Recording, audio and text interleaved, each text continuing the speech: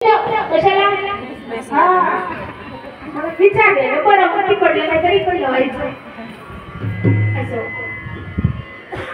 आपल्या सर्वांना कळले की आपण मनुष्य म्हणून जन्माला आलो आणि ज्यांना कळाले निश्चित त्यांचा जीवनाचा काला झालाय समजा कारण काला सहज प्राप्त होत सर्वांना समजत मंदिर म्हणे खूप आहे पण नाम जप 24 तास अखंड करणारे मंदिर मात्र वनी रेकॉर्ड नाही कारण इथं यायला नाम जप करायला देखील भाग्य लागतं बहुत सगळ्यांची जोडी मरण विठ्ठले आवडली जन्माजन्मी आम्ही बहुपुण्य केले तेव्हा या विठ्ठले कृपा केली अनेक प्रमाण देता येईल आणि हेही सांगता येईल इरादे लाख बनते हैं बन के टूट जाते हैं और कथा कीर्तन में वही आते हैं जिन्हें श्री संत गजानन महाराज बुलाते हैं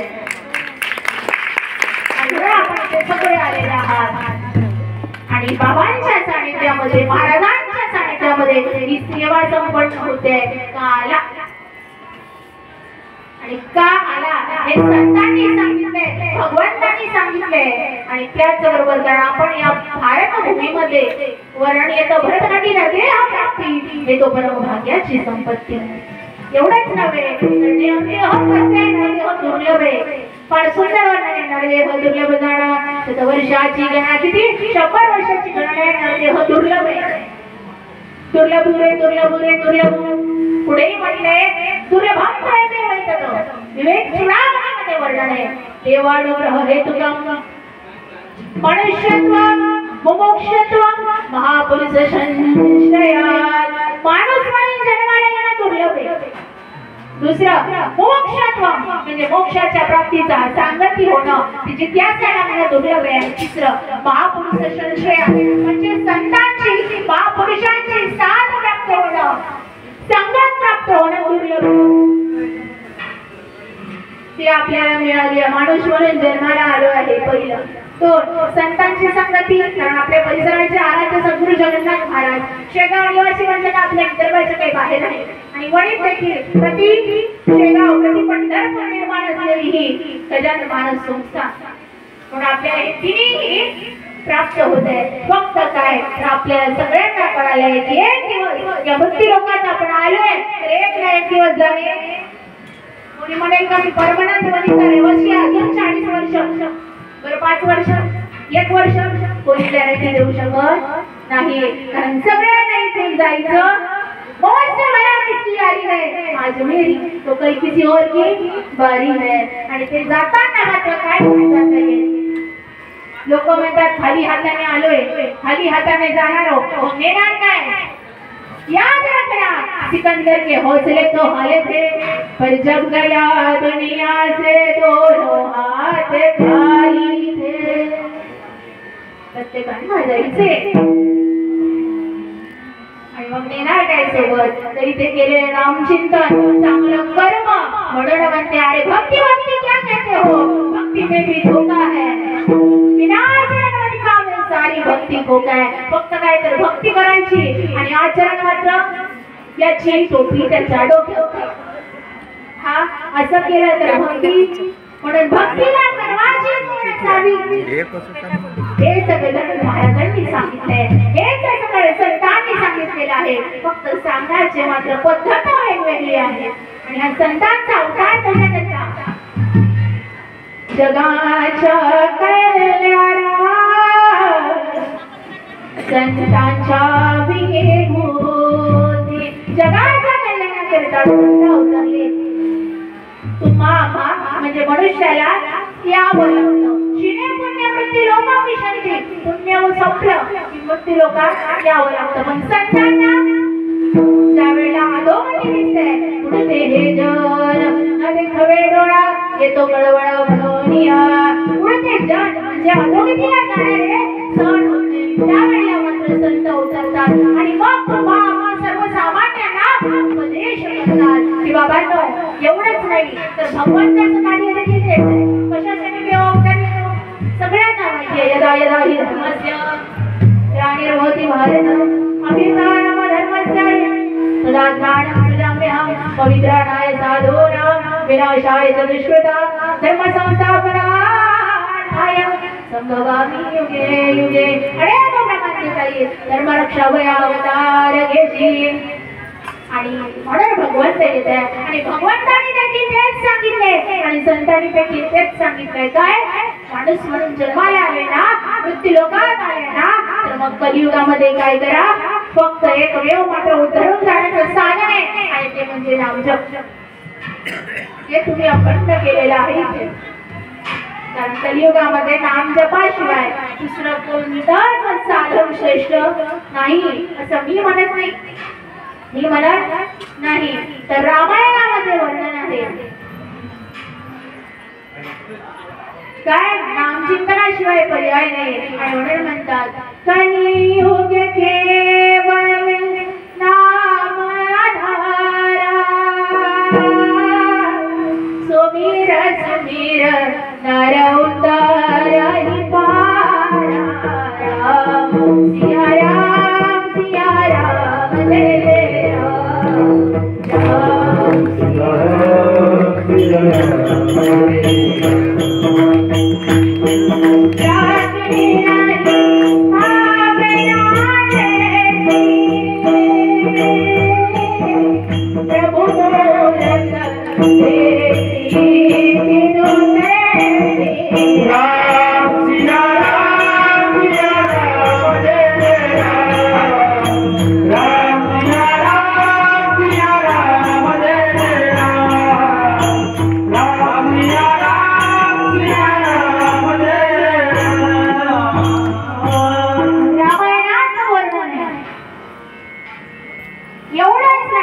तर श्रीमद भागवत महापुराणामध्ये देखील वर्णन आहे काय कलियुगामध्ये एकमेव साधन यत् फलं नास्ति तपसा न योगेन समाधिना तत् फलं लभते सम्यक् कलोकेशव कीर्तनात् म्हणजे जे फळ समाधीने यज्ञाने प्राप्त होत नाही हे मात्र या कलियुगात प्राप्त होतं कशाने नामचिंतनाने आणि एवढंच नाही तर तुम्ही म्हणाल आम्ही नामचिंतन केले अनेक प्रमाण देताई तुम्ही म्हणा आम्ही नामचिंतन तर केले पण त्याने होईल काय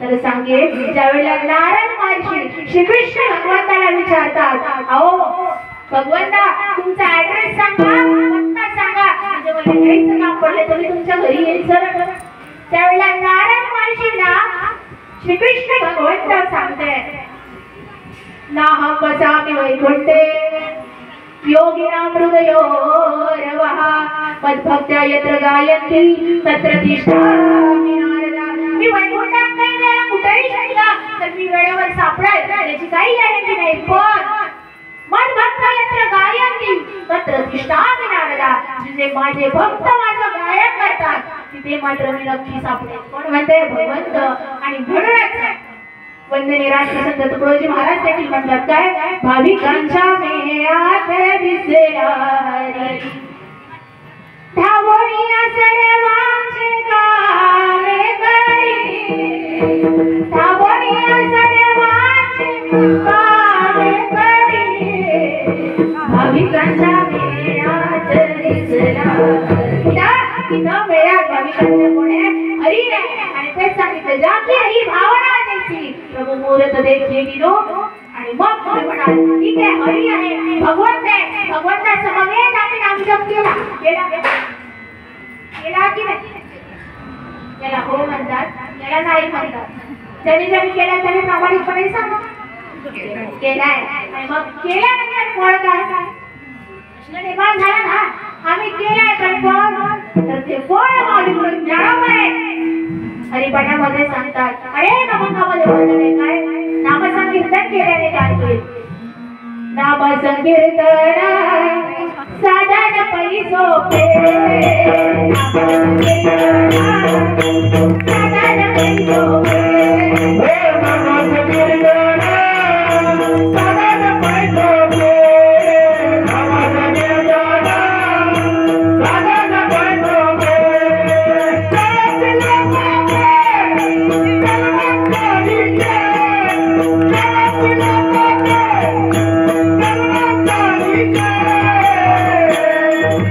Vamos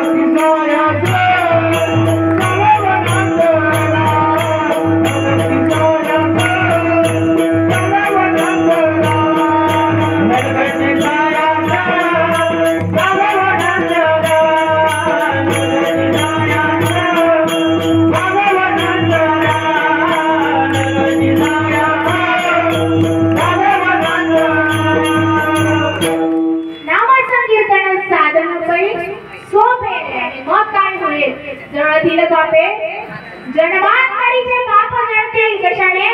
नाम संकीर्तनाने म्हणजेच नामस्मरणाने.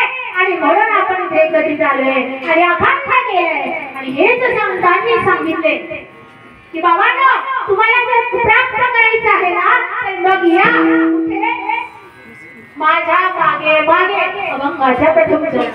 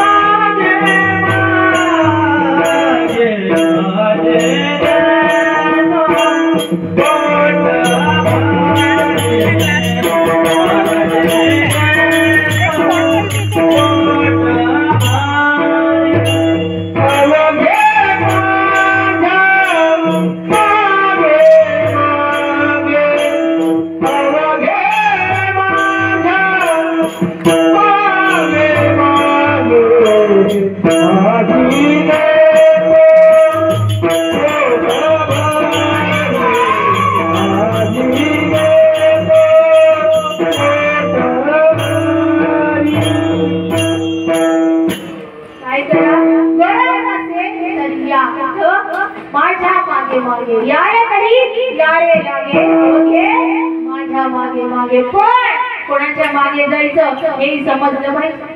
नाहीतर ज्याला पोहता येत नाही आणि त्याने म्हटलं की तुम्ही चिंताच करू नका, फक्त काय कर माझ्या हाताला पकडा. तुम्हाला या ठाणीवरून या काठावरनं त्या काठावर हा समुद्र पार करून देईल. कोणता? हा भवसागर पार करून देईल. काय करा? माझ्या हाताला पकडा. ज्याला पोहताच येत नाही तो नेमगाव तुम्हाला पार करू. कारण कोणाच्या मागे जायचं कळायला पाहिजे. दोन मित्र होते. एक होता हुशार. कोण? हुशार. आणि दुसरा होता ढप्पू. आणि मग काय तर दोन्हीही विद्यार्थी एकाच बेंचावरती बसून पुढे प्रत्येक क्लासमध्ये पास होऊन राहिला. जो हुशार आहे तो पाहून घेतोय आणि ढप्पू मात्र काय तर जे त्याने अभ्यास करून गेले त्याचं पाहून यायचं असतात ना असे दोन. आणि मग काय तर हुशार मुलांनी लिहिलं ते ढप्पू मुलगा लिहायचं ठरलं. असं करत करत योगायोगाने 9वी पास झाले. हुशार मुलाने अभ्यास करायचा, पेपर सॉल्व करायचा आणि ढप्पू मुलाने काय करायचं त्याचं सगळं पाहून बस. असं करत करत 10वी झाली. एका ठिकाणी चपराशाचा इंटरव्ह्यू होता. हे इंटरव्ह्यूला गेले आणि गेल्यानंतर मात्र तिथे इंटरव्ह्यू घेणाऱ्या साहेबांनी सांगितलं एका वेळेस दोघं आतमध्ये यायचं, एका एकाने यायचं. म्हणजे झालं की दुसरं काय करायचं एक यायचं. आणि मग लगेच मात्र पहिला हुशार मुलगा होता तो गेला. आणि तो गेल्यानंतर त्याचा इंटरव्ह्यू सुरू झाला. आणि इंटरव्ह्यू सुरू झाला. पहिला प्रश्न त्याला विचारला, सांगा राष्ट्रपिता कोणास म्हटल्या जातो?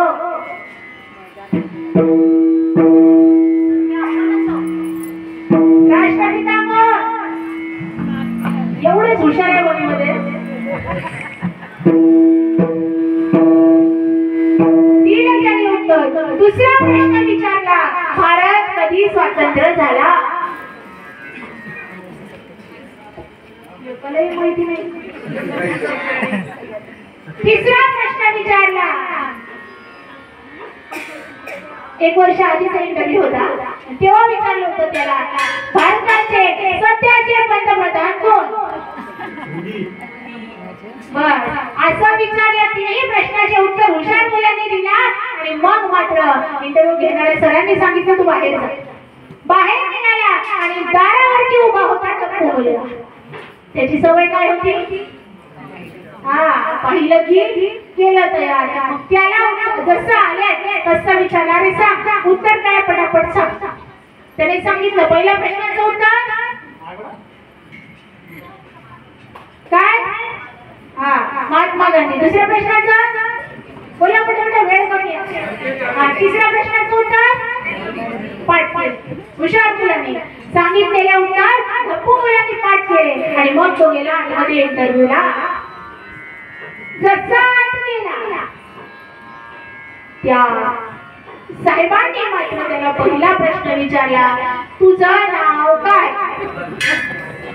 पाठ केलेले उत्तर द्यायला सुरुवात केली. तिला पहिलं उत्तर काय? मग दुसरा प्रश्न विचारला, तुझा जन्म कधी झाला? तिसरा प्रश्न म्हटलं असेल योगायोग तर पाहू त्याला किती येते. तिसरा प्रश्न विचारला, सध्याचे पंतप्रधान कोण? असं नाही विचारलं, तुझ्या वडिलांचं नाव काय? त्याने लगेच सांगितलं, तर तुम्ही सांगा पासपोर्ट झाला असेल इंटरव्ह्यू पूर्ण पास झाला असेल, बरोबर का? हो म्हणणारे गेले इंटरव्ह्यूला. हुशार मुलगा पास झाला आणि डप्पू बोलला राहिला ना तिथं. म्हणून जीवनामध्ये माणूस म्हणून जन्माला आले संगत फार महत्वाची आहे. कोणाच्या मागे काही समजलं पाहिजे, त्याला समजलं होतं हुशार मुलाच्या मागे जायला पाहिजे. गेले पण तिथे आपल्याही वापरला पाहिजे ना, आपल्या लावलाच नाही अशी अवस्था झाल्यावरती जाणार नाही. कारण तुम्ही बघितलं असेल, लहान आहे तेव्हा मात्र लहान मुलाला आई म्हणते काय, हे बाळ चुप बस, तुला यातलं काही समजत म्हणते की नाही आई? तुम्ही स्वतःच आई आहे, सगळ्यांना माहिती. नंतर तोच लहान मुलगा हळूहळू हळूहळू मोठा होतो आणि तो लहानाचा मोठा झाला आणि तरुण वयात आला की मग त्याचं होतंय शिवमंगल. आणि एकदा सावधान झालं की मग घरी येतंय सगळं झालेलं. पत्नी आली की मग मात्र दोन महिला मंडळी एकत्र बसलेल्या असू द्या आणि यांच्या गप्पा चालू नव्हत्या आणि मग मात्र पतीने हाक मारला, अगं इकडे ये. ती लगेच म्हणतोय थांबा जरा. आणि मग जर का थोड्या वेळाने पुन्हा यांच्या गप्पा सुरू झाल्या आणि मध्यांतरी त्यांनी म्हणा असं नाही आहे. मग ती लगेच म्हणजे तुम्ही चुप बसा, तुम्हाला यातलं काय माहिती, तुम्हाला काही समजत? थोडे मात्र तोच तरुण मुलगा हळूहळू हळूहळू वृद्धावस्थेत येतो आणि मग मात्र येतात नातू. नातू लगेच म्हणतो चुप बसा, तुम्हाला याच्यातलं काही समजत? बालपण गेलं, तरुणपण गेलं, म्हातारपण समजलं नाही. आणि म्हणून हे समजून घ्यायचं असेल मला आणि तो काला करायचा आहे तर मागे जायचंय कोणाच्या? संतांनी दाखवलेल्या मार्गाने, भगवंतांनी दाखवलेल्या मार्गाने जायचे. आणि म्हणून संत म्हणतात काय, गरज आहे तर या. आणि एकाने दोघांनी नाही तर सर्वांनी या. आणि म्हणून सांगतात जावे त्यांच्या मागे मागे, जावे त्यांच्या मागे मागे, जावे त्यांच्या मागे मागे, करजोनिया सागे हो संत करजोनिया सागे. चला कोणाच्या मागे जायचं हे समजलं पाहिजे. पांढरीश पांडुरंग परमात्माकडे गजानन महाराज गेले आणि आणि आपण देखील वणीवर्ण शेगावपर्यंत पायी सोहळ्याला जाता का समजलंय कोणाच्या मागे गेलं पाहिजे आणि गेल्यानंतर मग काय होईल प्रश्न आहे ना. नाम जप केलाय पण आम्हाला फळ काय तसंच संतांनी सांगितलेल्या मार्गाने जर आम्ही गेलो तर मग आम्हाला फळ काय अभंगाच्या द्वितीय चरण.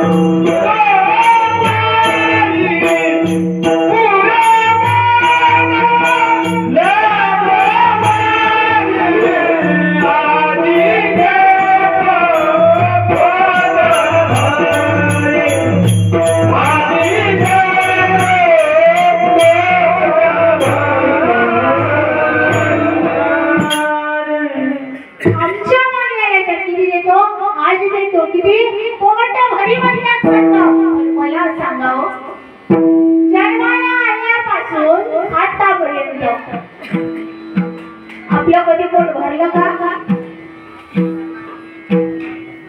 जन्माल्यापासून आतापर्यंत पण एक पोळी खाता खाता आता 4 पोळ्या रोजच्या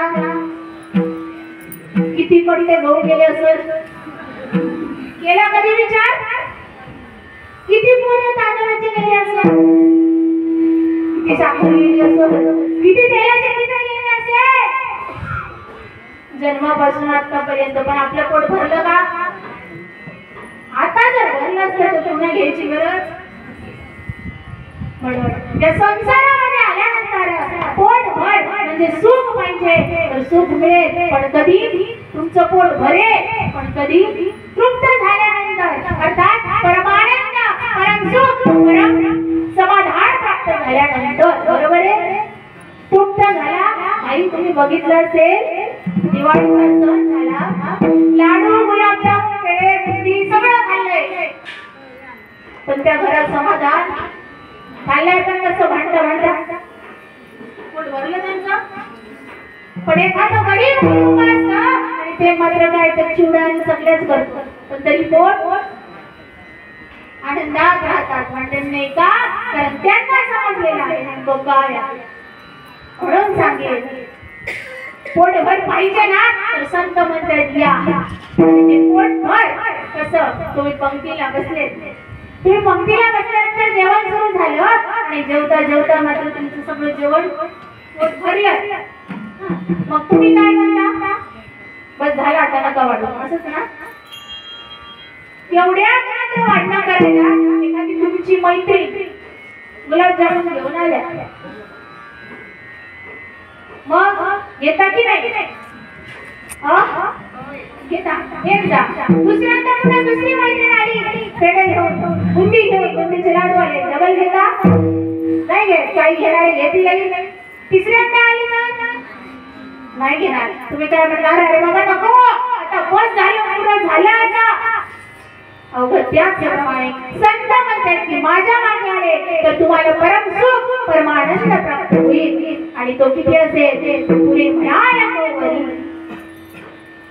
पण त्यासाठी काय करा तर चला आणि चालताना कसं चला हळूहळू चला हळू हळू चला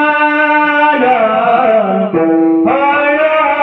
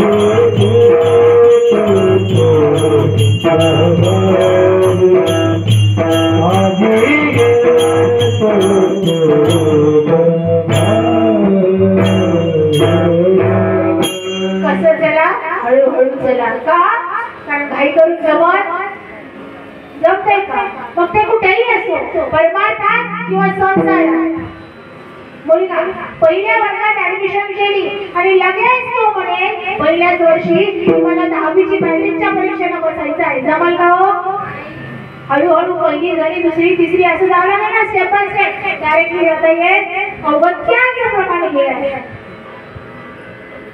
हळूहळू चला आज नामजप केलाय उद्या नामजप करा वर्षभर नामजप करा निश्चित तुम्हाला जे पाहिजे ते प्राप्त झाल्यावर राहणार नाही फक्त विश्वास तुमचा असला पाहिजे विश्वास नसेल तर मिळणार कारण भावे वेळचा हरी एक जिथं विश्वास असेल तिथे तुम्हाला प्राप्त झाल्यावर राहणार नाही पण त्याकरता काय करा हळूहळू चला आणि मग मात्र चालताना हळूहळू चाला परमार्थात नामजप करताना हळूहळू नामजप करा कोणी कोणाशी काय नामजप करतात रामकृष्ण हरी रामकृष्ण हरी रामकृष्ण हरी तिकडे म्हणतात झाला का चहा आणि इकडे रामकृष्ण हरी रामकृष्ण हरी असं करून जमतात नाहीतर टीव्ही लागलेली असते समोर काय सिरियल चालू असते सारखी कभी पवित्र हे सगळं पाहिजे सामोर म्हणतात काय गणगणाचं बोलते गणगणाचं बोलते इकडे चालले लक्ष आपलं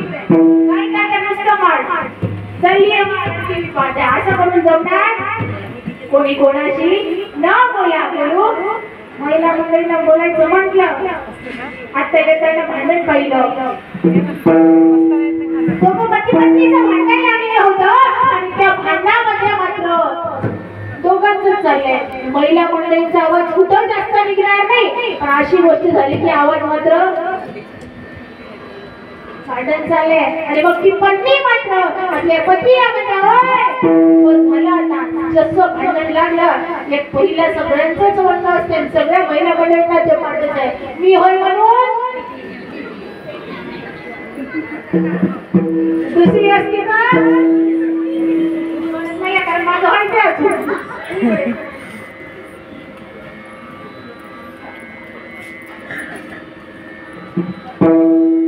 असं सगळ्या म्हणतात बरोबर आहे ना तसंच ती म्हणत होती मी तुमचे मुलं सांभाळावा काय झालं स्वतः बोलणार होती मग सध्या आचारसंहितेचा तिकडे वळले आपण बघा काय विषय चालला होता आपला करायला तर थांबा हो बाकी काय म्हणतील कीर्तन काय सांगत होते तुम्ही कीर्तन तुम्ही काय ऐकत होते एवढंच घेऊन जाऊ नका बरं मी होय म्हणून शिकली असाच विषय झाला दोघं बसू लागले ती पत्नी म्हणजे होय तुमचं मी घर सांभाळावा शेती सांभाळावी दुकान सांभाळावी आई वडील सांभाळावे मुलं सांभाळावी तुमचं काय काय सांभाळू कोण म्हणताय पत्नी लगेच पती उठल्यानंतर माणूस जास्त बोलत नाही महाराज पण बोलले ना मग सावंताला बोलू देत नाही असं म्हणतात ते लगेच तिचे पतिदेव म्हणाले होय तू काहीच सांभाळू नको तू फक्त आपलं तोंड सांभाळ कसं धावेल महाराज याचा काही नेम नाही म्हणून कबीर महाराज म्हणतात ऐसी वाणी बोलिए बने का पाखर और शीतल करे आपोशी तल होय कबीरा आपोशी तल होय. एवढंच नाही तर मौली गुरु ज्ञानोबा ज्ञानेश्वरीमध्ये म्हणतात साच आणि हवाळ विठुले आणि रसाळ शब्द जैसे कल्लोळ अमृताचे असं बोलणं असावं. अनेक प्रमाण देता येईल पण आपल्याकडे वेळ मात्र फार कमी आहे. आणि हे कधी रसाळ आणि होईल सांगेल. एखादी जर स्त्री पाहायला चांगली असेल, एखादा पुरुष प्रेमात पडेल, एखादा पुरुष चांगला असेल, स्त्री पडेल, पण बोलणं चांगलं असेल तर खर्च तुमच्या प्रेमात पडल्यावर चंद्रानाथ ताकद बोलण्यात आहे महाराज. म्हणून कसं बोलावं हे आपल्याला ठरवायचंय का? कारण एकच शब्द संभाले कर बोलिए शब्द को हाथ न पाओ एक शब्द कन्याश भी तुझा करत घाव कबीरा तुझा करत घाव. म्हणून एक मात्र कोणाच्या तरी दुःखाच्या प्रसंगी आधाराची काठी बनून राहिले आणि तेच जर दुःखाच्या प्रसंगी गेले आणि अजून त्याला काय नको ते बोललं तर निश्चित ते मात्र जखम पुन्हा खोलवर गेल्यावर जाणार नाही. हेच सांगतायत कोणी कोणाशी न बोला. आणि मग मात्र न बोलता काय करा, या आहे मागे मागे मग तुम्हाला कोण भर मिळेल. गजानन महाराजांनी ते सांगितले तुम्ही या नाम जप करा आता तुम्हाला कोण भर मिळेल. काय काला तो काला कोणता का काला हे ज्यांना समजलं समजा पोट भर मिळाल्यावर जाणार नाही. यांचे फक्त काय दोन प्रकार असतात काल्याचे. पहिला अंतरंग जीव शिवाचं विधान नामजप केला त्यांना कळालं असतं. आणि दुसरा बाह्यांगाचा काला दही आहे पोहे साखर मिरची लिंबू जे काय टाकायचं सगळं एकत्र केलेला काला. तुम्ही घरी केला असता झाला असता का? घरी झाला असता आम्ही कशाला आलो असतो. इतरत्र होत नाही. पुढे वर्णन करू आपण या काल्याचं. पण या काल्यालाही आल्यानंतर इतरांनाही बसल्यानंतर एकमेकांसोबत बोलायचं सांगता. आणि इथं आल्यानंतर टेन्शन करायची गरज बोला बोला आहे का? इथं सगळं संपन्न आहे. लाडकी बहिणीचे 1500 रुपये आले नाही हा विषयच नाही, बरोबर ना?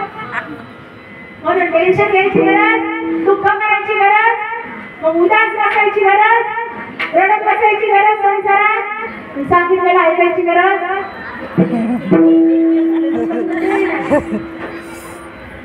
म्हणून काय करा हळूहळू चला. कोणी कोणासोबत बोलू नका.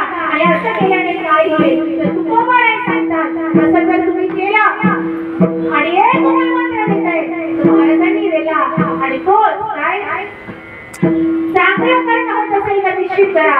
पण चांगलं करणं होत नसेल ना तर करू नका. कोणाचं वाईट करू या विचाराची मी आहे कारण संतांनी हे विचार दिले आहे. आणि म्हणून सांगते भला किसी का कर न सको तो पूरा किसी का मत करना पुष्प नहीं बन सकते तो तुम काटे बन कर मत रहना. पुष्प नाही बनू शकत तर काटे बनशील. छान म्हणता येईल पुन्हा तुम्ही बनू नका. चांगला करताय त्याला करू द्या. नामजप करताय दर वर्षाला काय म्हणते दर वर्षाला फक्त 24 तास नामजप केल्याने नाही होते का? कीर्तन केल्याने होते का? नाम जपल्याने होते का? बरोबर ना? त्यांना सांगे नाम जपाचं महात्म्य. मी विठ्ठल विठ्ठल म्हणताय तुम्ही देखील म्हणता पण याच्या मागे असतं विठ्ठल नामाने हा सारखे रोग मात्र नाहीसे होतात. हे मी नाही तर रिसर्च सांगते संशोधन. पुण्याला डॉक्टर इनामदार क्लिनिक आहे तिथे हे संशोधन झाले आणि त्यांनी मात्र सांगितलंय एवढंच नाही तर हाताने टाळी वाजवताना मात्र इथे ॲक्युप्रेशर पॉइंट्स आहेत आणि ते पॉइंट्स मात्र प्रेस होतात आणि त्याच्यामुळे रक्त विसरण चांगलं होतं. अजून काय सांगावं? टिकला गंध कुंकू आपली संस्कृती आहे. हे संस्कार आपल्यावरती घडले पाहिजेत. काय वेळा लावल्याने सुख होते का तर विज्ञान सांगते अध्यात्माने सांगितले पण जर युगात चालते म्हणून सांगेल सेरोटोनिन नावाचा हार्मोन आहे बीटा एंडोर्फिन आणि सेरोटोनिन हे हार्मोन्स मात्र सिक्रेट होतात आणि हे हार्मोन्सचा स्त्राव वाढल्याने काय होतंय पॉझिटिव्ह विचार येतात शांत राहते चंदन लावल्याने शांत राहते क्रोध जास्त येत नाही राग येत नाही म्हणून लावलं पाहिजे आता त्या विषयाकडे जाणार नाही म्हणून संतांनी सांगितलंय बाबा तो करा या मार्गाने करा या संस्कृतीचा अवलंबन करा आणि मग मात्र चांगलं करणं होते ते निश्चित करा कारण ये जरूरी नहीं कि हर रोज इंसान मंदिर जाए उसके कर्म ऐसे होने चाहिए इंसान जहाँ भी गए वहाँ मंदिर बन जाए असं कर्म असतं आणि या कर्माला जर निश्चित भक्तीची असेल आणि या भक्ती समवेत आपल्या मुलांना संस्कार द्या कारण जब अनाज खत्म हो जाए तो इंसान मर जाते हैं और जब संस्कार खत्म हो जाए तो इंसानियत मर जाती है ही माणुसकी जागी ठेवायची आहे संस्कार आणि म्हणून तुकोबारे म्हणतात काय करा माझ्या मागे मागे या आणि आल्यानंतर काय तर तुम्हाला मात्र पोटभर मिळेल ईर्ष्या काम क्रोध लोभ विकार आहे ते सोडा आणि त्याने काय होईल तुमचं पोट भरणार नाही त्याच्यासाठी एकच दृष्टांत पुरेसा पडेल एक डॉक्टर होते त्या डॉक्टरने काय तर आपल्या दवाखाना ओपन केलेला एक काय करायचं एक पेशंट आले आणि ते पेशंट येऊन डॉक्टरला म्हणतात डॉक्टर साहेब पोट दुखतंय डॉक्टरांनी विचारलं पोट दुखतंय विचारलं कोणत्या साईडने इकडे पेशंट म्हणतो कोणीकडे दोन्हीकडे वर की खाली तो काय म्हणतात मला समजत नाही कसं दुखतंय पण दुखत आहे हो डॉक्टरने विचारलं काय खाण्यात बदल पेशंट म्हणतो बिलकुल नाही काय पिण्यात बदल पेशंट म्हणतो बिलकुल नाही वातावरणात बदल पेशंट म्हणतो बिलकुल नाही मग दुखतंय कशामुळे त्यावेळेला डॉक्टरने प्रश्न विचारला अहो पोट दुखतंय मान्य आहे पण कधीपासून दुखतंय एवढं सांग जसं विचारलं पेशंट म्हणायला लागले आमच्या घरासमोरची 2 मजली बिल्डिंग होती ना ती जशी दुसऱ्या वर्षी लगेच 4 मजली झाली तेव्हापासून समजलेवाने मनुष्याला हे असं दुखणे काही कामाचं म्हणून कदाचित गाडीवर लिहिलं असतं काय चलो मत काय करू इतरांचा ईर्ष्या क्रोध घेऊन चालणार नाही म्हणून चांगलं करत चला हेच तुकोबारे सांगतात माझ्याच्या चतुर्थाचार्य तुका म्हणे सांडा घाटे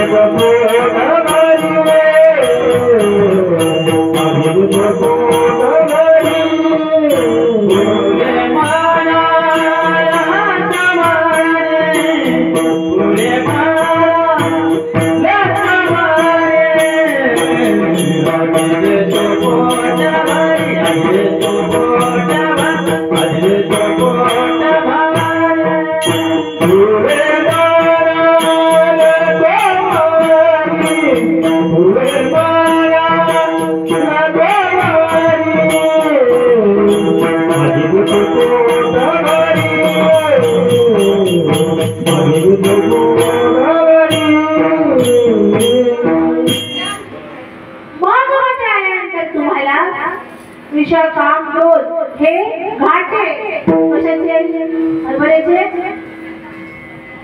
शरई काळाचे सोडले की मग पोटभर प्राप्त होईल अभंगाचा अल्पशा वेळेमध्ये अल्पसा भावार्थ आणि सगळ्यांनी थोडं मात्र ज्या गजानन महाराजांच्या मंदिरात बसले त्या गजानन महाराजांचं सर्वांनी एकदम मोठ्या प्रेमाने गजर करायचे ओके हा कोणी शांत बसणार? शांत बसले तर काय होईल मी सांगेन तुला. ओम गजानन नमो नमः.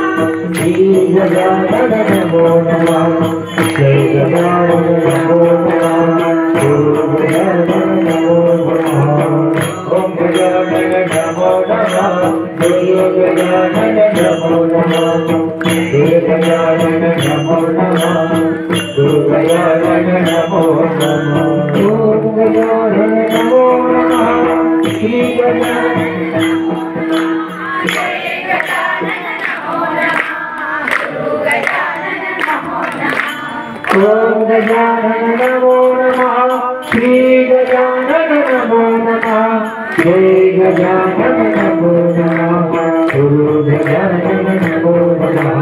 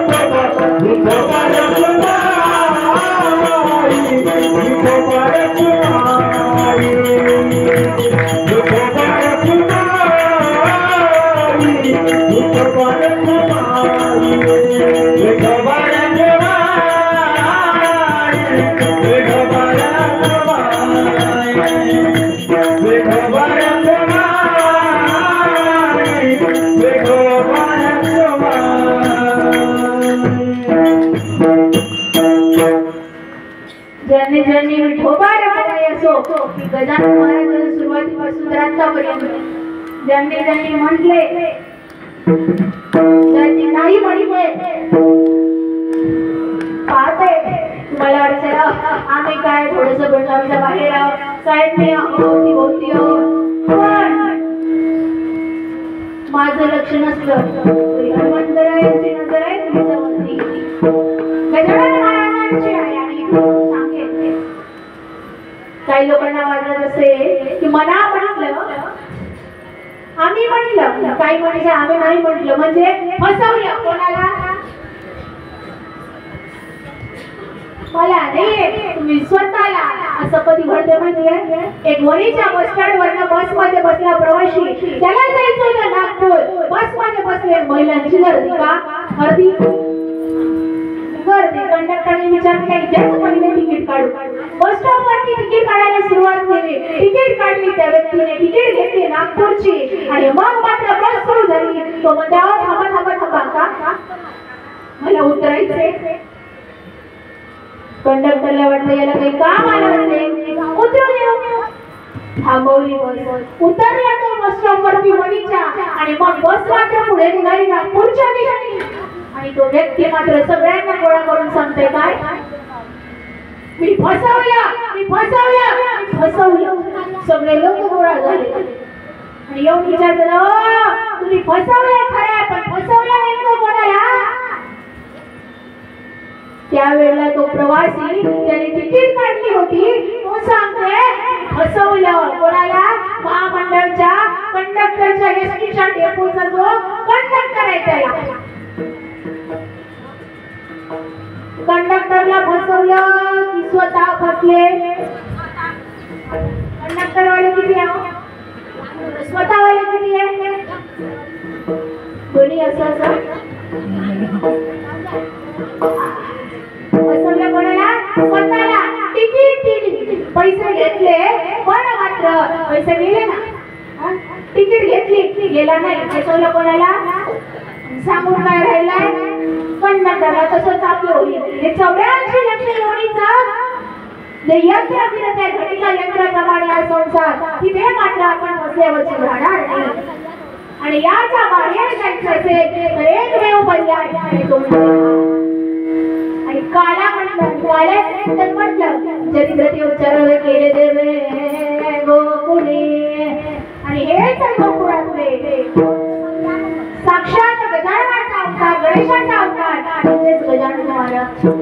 अडवणपणे कृष्ण गणेश आला या सर्वांच्या समवेत जो काया पंढरपूरच्या वाळवंटामध्ये लाखो वारकरी करतात, शेगावच्या सुंदरशा पटांगणामध्ये बाबांच्या सानिध्यामध्ये लाखो वारकरी शेगावला जातात, तिथे काला करतात. तोच काला आळंदीला होतो, तोच काला आज या वणी शहरामध्ये बाबांच्या हनुमंतरायांच्या कृष्णकनैयालाच्या सानिध्यामध्ये होते. कारण काला इतर कुठे मिळत नाही. तुम्ही म्हणाल वैकुंठात नाही, वैकुंठी दोयचे नाही कवळ काही काल्याचे. तुम्ही म्हणाल स्वर्गात नाही म्हणून तर स्वर्गीच्या माई चिताती देवा मृत्यूलोकी व्हावा जन्म इंद्राच्या अमरावती नाहीतर म्हणली नसतं ना आजो अमरावती काला महावयायती. काला आहे तो कुठं इथंच फक्त. आणि म्हणून सांगतात भाडदास किती गातो प्रसाद देतो पंढरीनाथ, प्रसाद देतो पंढरीनाथ. हा प्रसाद कुठे होतो? एक संतांच्या सानिध्यात आणि दुसऱ्या भगवंताच्या. आणि दोन्हीही या ठिकाणी समक्ष आहे आणि आपण सगळे नाम चिंतन केले आहे. हा काल्याचा आनंद घेऊया. कृष्ण कन्हैया काय तर त्यांनी मात्र या पृथ्वी तलावरती प्रकट झाले आणि त्यावेळेला मात्र गोपाळ सवंगडी केले, काकांच्या संघटना स्थापन केली आणि मग मात्र सर्वांनी नानाविध घोड्या खेळायला लागले. घोड्या करतायत आणि लोक म्हणतात की काय चोऱ्या केल्या कृष्णाने. चोऱ्या कोणत्या केल्या? चित्तरूपी लोणी गोपिकांचं चोरलं, अनेक लीला केल्याय. आणि पुढे मग मात्र कन्या मर्दन आहे या सगळ्या लीला करत करत मात्र कन्हैया मोठे झाले आणि मग खेळायचं वय असतं, खेळायला लागले. काय खेळतात? पबजी, फ्री फायर, आणखी कोणते नाना कोणते नवीन नवीन गेम आले, लुडो, हे खेळायचे का? सगळे गोपाळ मिळून सुंदर असे मैदानी खेळ खेळायचे. त्याने काय होतं? आरोग्य सुदृढ राहतं. आणि घरातल्या घरात मोबाईल नाही. सध्या मुलांची अवस्था अशी झाली आहे, घरात काही खायला सब्जी पण पोराला खेळायला पाहिजे. काय या पबजीच्या नादीला कोण आयुष्य व्यक्त घालण्यात फॅशनच्या मागे जाऊन व्यक्त घालण्यात. करावी भाषा कशी करावी? छत्रपती शिवाजी महाराजांनी केली, तुकोबारायांनी, धर्मवीर संभाजीराजे, भगतसिंग, राजगुरू तुकडोजी महाराजांनी देखील केली आहे. की मात्र आणि गोपाळांनी केलं काय? सुंदर असे खेळ खेळत आहे. फार सुंदर खेळांचं वर्णन आहे. गाई गोपाळ घेऊन मात्र आईने सांगितलंय तू घोड्या करतोय ना, जा राहणार. आणि कन्हैयाने सांगितलंय आई हरकत नाही, तू म्हणते तर मी जाते. आणि मग कृष्ण भगवंत गाई गोपाळ घेऊन मात्र राहणार गेले. उद्या जाईन मी रणसंगी घेऊन निघाले गेले. आणि मग मात्र खेळ खेळायला लागले. फार सुंदर वर्णन आहे खेळांचं. कोणते हे नाही, पबजी फ्री फायर नाही, मैदानी खेळ सुंदर वर्णामध्ये वर्णन आहे. अबक दुबकती बक पोर त्रिभुवन खेळ मांडो, दुबकती बक पोर त्रिभुवन खेळ मांडो, अबक दुबकती बक पोर त्रिभुवन खेळ मांडो. खेळ विकेटांडो पोर खेळ विकेटांडो, खेळ विकेटांडो पोर खेळ विकेटांडो, अबक दुबकती बक पोर त्रिभुवन खेळ मांडो, अबक दुबकती बक पोर त्रिभुवन खेळ मांडो. बड़े टोला मारी घेऊन बड़े टोला मारी घेऊन को काढो, आपण दुबकती बक पोर त्रिभुवन खेळ मांडो, आपण दुबकती बक पोर त्रिभुवन खेळ मांडो, आपण दुबकती बक पोर त्रिभुवन खेळ मांडो, आपण दुबकती बक पोर त्रिभुवन खेळ मांडो. पिंगा गबाई पिंगा पिंगा गबाई पिंगा पिंगा गबाई पिंगा पिंगा गबाई पिंगा पिंगा गबाई पिंगा पिंगा गबाई पिंगा पिंगा गबाई पिंगा पिंगा गबाई पिंगा. अवगा धामण हिंगाग, अवगा धामण हिंगाग, अवगा धामण हिंगाग, अवगा धामण हिंगाग, अवगा धामण हिंगाग, अवगा धामण हिंगाग, अवगा धामण हिंगाग, अवगा धामण हिंगाग. असे खेळ खेळून मात्र गोपाळ थकले. आणि कृष्णाला म्हणते काना कुठपर्यंत? खांदी भार पोटी भूक काय खेळावयाचे सुख. आता तुम्ही म्हणायला लागले असेल कालच्या त्यातले एकादशी तुमचे ना माझे. मग काय खांदी भार पोटी भूक काय कीर्तनाचे सुख. म्हणून मात्र जास्त मी जाणार नाही. आणि मला दिलेल्या वेळेप्रमाणे मात्र या ठिकाणी तुम्हाला सुंदर असं चित्रण या ठिकाणी केलंय. आणि त्यात म्हणून आता पुढे वळूया. सगळ्या गोपाळांनी काय केलं? सगळे गोपाळ कन्हैयाला सांगत आले. आणि गोपाळ समवेत सगळे एकत्र आले. आणि कन्हैयाने सांगितलं काय आता झाली वेळ. मग आणा शिदोऱ्या आणल्या, उघडल्या, कपडा काढ बसले. आणि बसल्यानंतर मात्र सुंदर असं सभोवताल बसले. पण कानाने पहिलेच सांगितलं होतं काय गाई वळून या. मग गाई वळवल्या. चला वळू गाई पैसू जेऊ एके ठाई, भाऊ केली वळवणं पायी पिटी झाला क्षीण. क्षीण आहे आता. सगळ्या गाई वळवले बसले. आणि मग एक राहिली होती ती म्हणजे मनेरी. सगळ्यांनी गाई येऊन बसली आहेत. पण मनेरी म्हणजे मन. ते मन मात्र त्याला आवडलं फार अवघड आहे. ते मन आवडलं. आणि मग मात्र मनाला आवडत नाही तर काय केलं? ते सद्गुरू गजानन महाराजांच्या कृष्ण कन्हैया नावाच्या हळवंतरायांच्या हातावरती सोपा निश्चित त्या रथाची भगवंत पकडल्यावरच राहणार नाही.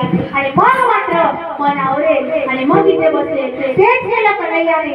आणि मग सगळे बसलेले आहे. आणि सुंदर असा कालाचा आनंद घेते. ते सगळ्यांनी इथे बसून आपल्याला घ्यायचे. आणि तो काला करणार तत्पूर्वी आयोजकांनी दिलेला जो वेळ आहे त्या वेळामध्ये मात्र थोडासा काटा पुढे गेला. कारण तुमच्या सर्वांची साथ होती म्हणून. आणि अजूनही सांगायला लागली तर भरपूर पुरेसं सांगता येईल. कारण हेच चाललंय 8 दिवस जालना जिल्ह्यामध्ये तेच चालू होतं आणि हे आई म्हणून काय आहे पुन्हा उद्या वापस जाणार. हेच चाललंय आमचं नेहमीचं. तुम्हाला फक्त ठरवायचंय तुम्हाला आता काय करायचंय. ह्या जीवनाचा काला घ्यायचा आणि तो कसा करायचा आतापर्यंत आपण श्रवण केला आहे. आणि निश्चितच ज्यांनी श्रवण केले त्याचा जीवनाचा काला झाल्यावर राहणार नाही आणि मग कळेल की आपण जन्माला का आलोय. हा काला सगळे गोपाळ बसले आणि संत बसले वाळवंटामध्ये आणि मग मात्र काल्याला प्रारंभ झालेला आहे. आणि त्यावेळेला भगवंताचं सुंदर असं वर्णन आलेलं आहे. विभ्रदवेणं जठरपटयो हो शृंगवेत्रैच कक्षे स्वामे पामवस्विच कवलं तत्फलान्यंगलेषु तिष्ठन्मध्ये स्वपति सोदन हासयन् नर्मभिः स्वै स्वर्गे लोकविशन्ति यज्ञभृङ्गालकीलहे गोपाल कृष्ण भगवान महाराज की रामचंद्र भगवान की हनुमान की गणेश्वर महामुनि